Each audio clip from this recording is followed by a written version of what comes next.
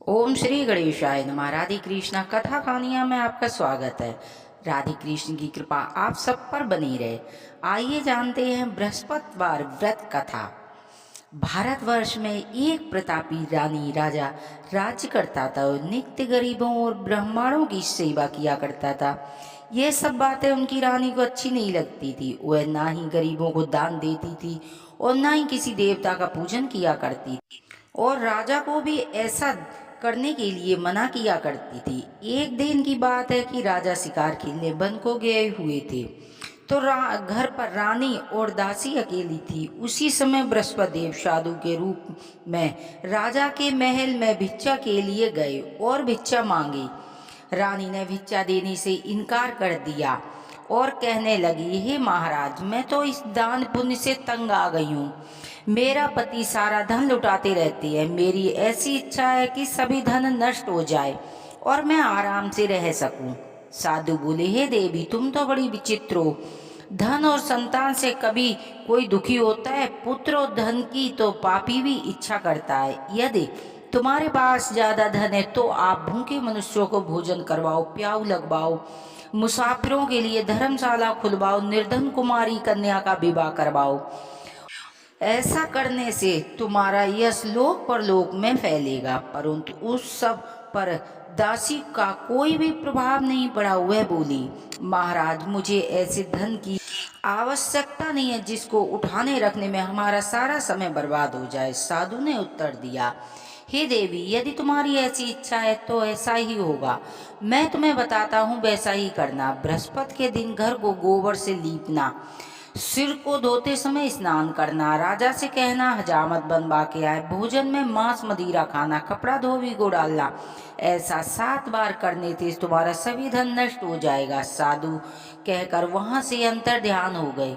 साधु के कहने के अनुसार रानी ने वैसा ही किया कि 3 बृहस्पतिवार ही बीते कि उनका समस्त धन नष्ट हो गया। अब भोजन के लिए राजा का परिवार दोनों समय तरसने लगा। तब एक दिन राजा रानी से बोला, हे रानी, तुम यहीं पर रहो, मैं दूसरे देश को जाऊं, क्योंकि यहाँ मैं कोई काम नहीं कर सकता। मुझे सभी मनुष्य जानते हैं और देश चोरी परदेश भी बराबर होती है। ऐसा कहकर राजा परदेश चला गया। वहां वह जंगल में जाकर लकड़ी काट कर लाता था और शहर में बेचकर अपना दुखी जीवन बड़ी कठिनाई से व्यतीत करने लगा। इधर राजा के घर पर रानी और दासी दुखी रहने लगी। किसी दिन भोजन मिलता था और किसी दिन जल पीकर ही रह जाती थी। एक बार जब रानी ने और दासी को 7 दिन बिना भोजन के व्यतीत हो गए, तो रानी ने अपनी दासी से कहा, हे दासी, यहाँ पास ही नगर में मेरी बहन रहती है, बड़ी धनवान है। तू उसके पास जा, कुछ ले आ, जिससे कुछ समय के लिए गुजर हो जाएगी। दासी रानी की बहन के पास गई। उस दिन गुरुवार था। वह रानी की बहन बृहस्पतिवार की कथा सुन रही थी।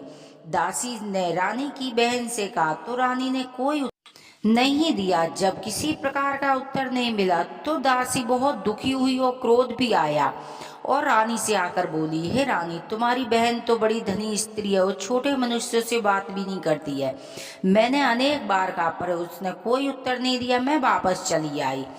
तभी रानी ने बोला, ये हमारे भाग्य का दोष है। उधर रानी की बहन ने सोचा कि मेरी बहन की दासी आई थी, परंतु उससे कोई नहीं बोला। इससे वो बड़ी दुखी हुई होगी। कथा सुन पूजन समाप्त कर वह अपनी बहन के घर आई। कहने लगी, बहन, मैं बृहस्पतिवार की व्रत की कथा सुन रही थी। तुम्हारी दासी गई है कि जब तक कथा होती है और जब तक ना ही उठते हैं ना ही बोलते हैं, इसीलिए मैं नहीं बोली। क्यों, तुम्हारी दासी क्यों गई थी? रानी बोली, बहन, तुमसे क्या छुपाऊं, हमारे घर में अनाज नहीं था। ऐसा कहते हुए रानी की आंखों में आंसू भर आए। उससे दासी के समेत पिछले 7 दिन भूखे रहने की बात बताई। तभी रानी की बहन बोली, देखो, विष्णु भगवान सबकी मनोकामनाएं पूरी करते हैं। शायद तुम्हारे घर में अनाज रखा हो। रानी को विश्वास नहीं हुआ और उसने दासी से कहा, तो घर के अंदर गई। उसे एक घड़ा वेजर का भरा मिला। देखकर रानी और दासी बड़ी हैरान हुई। तभी दासी कहने लगी, हे रानी, देखो, हमको भोजन नहीं मिलता है तो हम रोज ही व्रत रखते हैं। इसीलिए इनसे क्यों न व्रत की विधि और कथा पूछ ली जाए, तो हम भी किया करेंगे। तब रानी ने अपनी बहन से बृहस्पतिवार के व्रत के बारे में पूछा। उसकी बहन ने बताया, बृहस्पतिवार के व्रत में चने की दाल, गुड़, मुनक्का और विष्णु भगवान केले की जड़ का पूजन करें तथा दीपक जलावे, व्रत कथा सुने और पीला भोजन करें। इससे बृहस्पति देव प्रसन्न होते हैं। और पूजन बताकर, विधि बताकर रानी अपने घर लौट गई। 7 दिन के बाद जब गुरुवार आया तो रानी और दासी ने दोनों ने व्रत रखा। घोड़साल में जाकर चना गुड़ बीन लाई, फिर केले की जड़ का पूजन किया, विष्णु भगवान का पूजन किया। अब पीला भोजन कहाँ से आए? बेचारी बड़ी दुखी थी, लेकिन उन्होंने व्रत रखा, जिस कारण विष्णु भगवान प्रसन्न थे। 2 थालों में सुंदर भोजन लेके आई और दासी को देकर बोले, ये लो भोजन तुम्हारी और तुम्हारी रानी के लिए, तुम दोनों भोजन करना। दासी भोजन को पाकर बड़ी प्रसन्न हुई और रानी से बोली, रानी चलो भोजन कर लो। तभी रानी को इस विषय में कुछ पता नहीं था। रानी बोली, तू ही भोजन कर ले, क्योंकि तू हमारी व्यर्थ में हंसी उड़ाती है। दासी बोली, ये महात्मा भोजन दे गया, इसलिए हम दोनों साथ साथ भोजन करेंगे। इसके बाद उन्होंने गुरु भगवान को नमस्कार कर भोजन आरंभ किया। अब उसके बाद गुरुवार को आप पूजन करने लगी। बृहस्पति भगवान की कृपा से उनके पास फिर से धन आ गया, परंतु फिर से रानी पहले की तरह आलस करने लगी। तभी दासी बोली, हे रानी, तुम पहले भी इसी प्रकार आलस किया करती थी, तुम्हें धन रखने से कष्ट होता था। अब बड़ी मुसीबतों के पास हमने ये धन पाया है, अब तुम्हें फिर से आलस होने लगा है। और रानी को समझाते हुए दासी कहने लगी, हमें दान पुण्य करना चाहिए, भूखे मनुष्यों को भोजन कराना चाहिए, धन शुभ कर्मों में खर्च करना चाहिए, जिससे तुम्हारे कुल का यश बढ़ेगा और स्वर्ग में प्राप्ति होगी और पितृ भी प्रसन्न होंगे। दासी की बात मानकर रानी ने अपना धन शुभ कर्मों में खर्च करना शुरू कर दिया, जिससे पूरे नगर में यश फैलने लगा। एक दिन राजा दुखी होकर जंगल में पेड़ के नीचे आसन जमाकर बैठ गया। वह अपनी पुरानी बातें याद करके और व्याकुल होकर रोने लगा। तभी बृहस्पति देव एकाएक उसने देखा कि निर्जल वन में एक साधु प्रकट हुए हैं। वह साधु के बीच में स्वयं बृहस्पति भगवान थे। लकड़हारे के सामने आकर बोले, हे लकड़हारे, तुम इस सुनसान जंगल में किस चिंता में बैठे हो? तो लकड़हारे ने दोनों हाथ जोड़कर प्रणाम किया और उत्तर दिया, महात्मा जी, आप तो सब कुछ जानने वाले हो, मैं क्या कहूँ। यह कहकर राज साधु को अपनी संपूर्ण कहानी सुना दी। महात्मा जी दयालु होते हैं। महात्मा जी ने कहा, तुम्हारी स्त्री ने बृहस्पति देव का अपराध किया था, जिस कारण तुम्हारी ये दशा हुई है। अब तुम किसी बात की चिंता मत करो, तुम्हें भगवान पहले से अधिक धन देगा। तुम मेरे कहने पर चलो, तुम्हारे सभी कष्ट दूर हो जाएंगे और अधिक धन संपत्ति देंगे। तुम बृहस्पति के दिन कथा किया करो, 2 पैसे से चने मुनक्का लाकर भगवान का प्रसाद बनाया करो, शुद्ध जल के लोटे में शक्कर मिलाकर अमृत तैयार करो। कथा के पश्चात अपने सारे परिवार और सुनने वाले प्रेमियों को अमृत प्रसाद बांट कर और स्वयं भी ग्रहण किया करो। ऐसा करने से भगवान तुम्हारी सभी मनोकामनाएं पूरी करेंगे। साधु के ऐसे वचन सुनकर लकड़हारा बोला, हे प्रभु, मुझे लकड़ी बेचकर इतना पैसा नहीं मिलता जो मैं भोजन के उपरांत कुछ बचा सकूं। मैंने रात्रि में अपनी रानी को व्याकुल देखा है, मेरे पास कुछ नहीं है जिससे मैं उसकी खबर मंगा सकूं। साधु ने कहा, हे लकड़हारे, तुम किसी बात की चिंता मत करो। बृहस्पति के दिन तुम रोजाना की तरह शहर में लकड़ियां लेकर जाओ, तुम्हें रोज से दुगना धन प्राप्त होगा तुमसे, और तुम भोजन भी कर लोगे और पूजा के सामान भी आ जाएगा। इतना कहकर साधु महात्मा वहां से अंतर ध्यान हो गए। धीरे धीरे समय व्यतीत होने लगा। बृहस्पतिवार का दिन आया। लकड़हारा जंगल से लकड़ी काटकर शहर में बेचने गया। उस दिन से अधिक पैसा मिला। राजा ने चना गुड़ लाकर गुरुवार का व्रत किया। उस दिन से उसके सभी कलेश दूर हो गए। परंतु जब दोबारा बृहस्पतिवार का दिन आया तो वह व्रत रखना भूल गया, जिससे बृहस्पति भगवान नाराज हो गए। उस दिन नगर के राजा ने विशाल यज्ञ का आयोजन किया था। शहर में घोषणा करवा दी कि कोई भी मनुष्य अपने घर भोजन ना बनावे, आग न जलावे। समस्त जनता हमारे यहाँ भोजन करने आवे। जो ये नहीं मानेगा उसे फांसी की सजा दी जाएगी। संपूर्ण नगर में घोषणा करवा दी। राजा की आज्ञा अनुसार सभी लोग भोजन करने आए, लेकिन लकड़हारा कुछ देर से पहुंचा, इसीलिए राजा अपने घर लिबा लाए कि भोजन करा ही रहे थे। रानी की दुष्ट नजर उस कुट्टी पर पड़ी कि जिस पर उसका सोने का हार लटका हुआ था। रानी को नहीं दिखाई दिया। रानी ने सोचा इसी मनुष्य ने मेरा हार ले लिया है। तुरंत उसी समय सिपाहियों को बुलवाकर राजा को कारागार में डलवा दिया।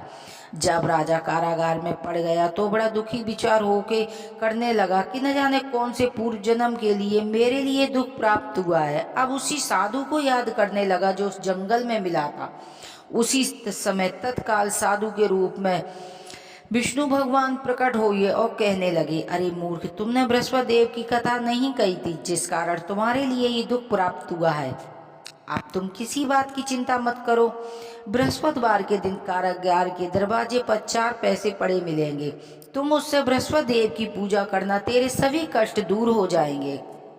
बृहस्पति के दिन 4 पैसे मिले। लकड़हारे ने कथा कही। उसी रात्रि में बृहस्पति देव ने नगर के राजा को स्वप्न में कहा, हे राजा, तुमने जिस आदमी को कारागार में बंद करवा दिया वो निर्दोष है, वह राजा है, उसे छुड़वा देना। रानी का हार उसी खुट्टी पर लटका हुआ है। यदि तुमने ऐसा नहीं किया तो तेरे राजपुत्र को नष्ट कर दूंगा। इस तरह रात्रि में स्वप्न देखकर राजा प्रातः काल उठा और खुंटी पर हार देकर लकड़हारे को बुलवाकर क्षमा मांगी, सुंदर आभूषण देकर विदा किया। बृहस्पति देव की आज्ञा अनुसार लकड़हारा अपने नगर को चलने को तैयार हुआ। जब राजा नगर के निकट पहुंचा तो उसे बड़ा आश्चर्य हुआ। नगर में पहले से अधिक बाग, तालाब, कुएं, बहुत सी धर्मशाला, मंदिर आदि बन गए हैं। राजा ने पूछा कि ये सब किसका है धर्मशाला? तब नगर के सभी लोग कहने लगे, ये सब रानी और बांदी का है। तो राजा को आश्चर्य हुआ, गुस्सा भी आया। तभी रानी ने यह खबर सुनी कि राजा आ रहे हैं। उन्होंने बांदी से कहा, हे दासी, तुम दरवाजे पर खड़े हो जाओ, क्योंकि राजा हमको कितनी बुरी हालत में छोड़ गए थे। हमारी ऐसी हालत देखकर कहीं राजा लौट ना जाएं। इसी आज्ञा अनुसार रानी दासी दरवाजे पर खड़ी हो गई। राजा आई तो उन्हें अपने साथ लिवा लाई। राजा ने क्रोध करके अपनी तलवार निकाली और पूछा, बताओ ये धन तुम्हें कहाँ से प्राप्त हुआ है? तो उन्होंने कहा, ये सब बृहस्पति देव के व्रत से प्राप्त हुआ है। राजा ने निश्चय किया कि सभी लोग 7 रोजवार व्रत पूजन करते हैं, परंतु हम दिन में 3 बार कहानी कहा करूंगा और रोज व्रत किया करूंगा। अब हर समय राजा के दुपट्टे में चने की दाल बंधी रहती थी और 3 बार कहानी कहता था। एक रोज राजा ने विचार किया कि चलो अपनी बहन के यहाँ घूम आवे। निश्चय कर घोड़े पर सवार होकर राजा अपनी बहन के घर चलने को तैयार हुआ। मार्ग में उसने देखा कि एक आदमी कुछ मुर्दे को लिए जा रहे हैं। बोला, अरे भाई, हमारे बृहस्पतिवार की कथा सुन लो। वे बोले, लो, हमारा तो आदमी मर गया, इसे अपनी कथा की पड़ी है। लेकिन कुछ बोले, चलो हम तुम्हारी कथा सुनेंगे। जब कथा आदि हुई तो मुर्दा हिलने लगा। जब कथा समाप्त हुई तो राम राम कह के मनुष्य खड़ा हो गया। आगे मार्ग में उसने देखा कि एक किसान खेत में हल चला रहा। राजा ने देख कर कहा, भाई, हमारी बृहस्पतिवार की कथा सुन लो। किसान बोला, जब तक मैं तेरी कथा सुनूंगा जब तक मैं 4 हेरुआ जोत लूंगा। जा अपनी कथा किसी और को सुनाना। इस तरह राजा आगे चलने लगा। राजा के हटते ही बैल पछाड़ खा के गिर गया और किसान के पेट में दर्द जोर जोर से होने लगा। उस समय उसकी माँ रोटी लेकर आ रही। उसने ये सब हाल देखा। पुत्र से सभी हाल पूछा तो बेटे ने सभी हाल कह दिया। तो बुढ़िया दौड़ी दौड़ी उस घुड़सवार के पास गई। बोली, मैं तेरी कथा सुनूंगी, अपनी कथा मेरे खेत पर जाकर कहना। राजा ने बुढ़िया के खेत पर जाकर कथा कही, जिसके सुनते ही किसान के पेट का दर्द बंद हो गया और बैल खड़ा हो गया। राजा ने अपनी बहन के घर पहुंचा। बहन ने भाई की खूब मेहमानी करी। दूसरे रोज जब राजा प्रातःकाल जागा तो उसने देखा कि सभी मनुष्य भोजन कर रहे हैं। रानी बहन से कहने लगा, बहन, यहाँ कोई ऐसा मनुष्य नहीं है कि जिसने भोजन न किया हो। मेरी बृहस्पतिवार की कथा सुन ले। बहन बोली, भैया, ये देश ऐसा है, पहले यहाँ भोजन करते हैं, बाद में अन्य काम करते हैं।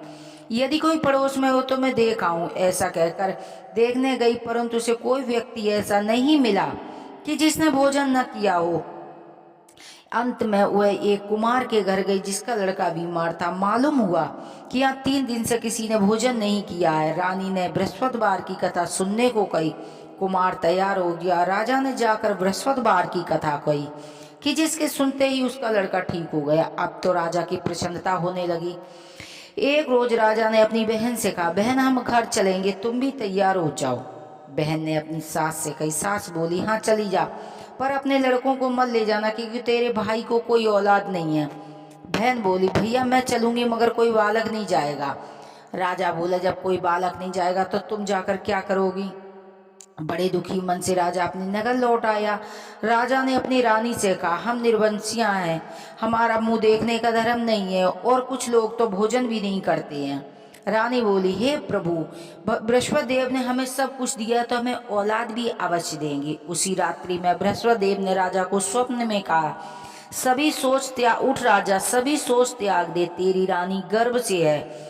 राजा की यह बात सुनकर राजा बड़ा खुश हुआ। 9वें महीने में सुंदर पुत्र पैदा हुआ। तब राजा बोला हे रानी, स्त्री बिना खाए रह सकती, बिना कहे नहीं रह सकती। जब मेरी बहन आवे तो तुम मुझसे कुछ मत कहना। रानी ने सुनकर हाँ कर दिया। जब राजा की बहन ने यह शुभ समाचार सुना बड़ी खुश हुई और बधाई लेकर आई। तभी रानी बोली घोड़ा चढ़ी नहीं आई, गधा चढ़ी आई।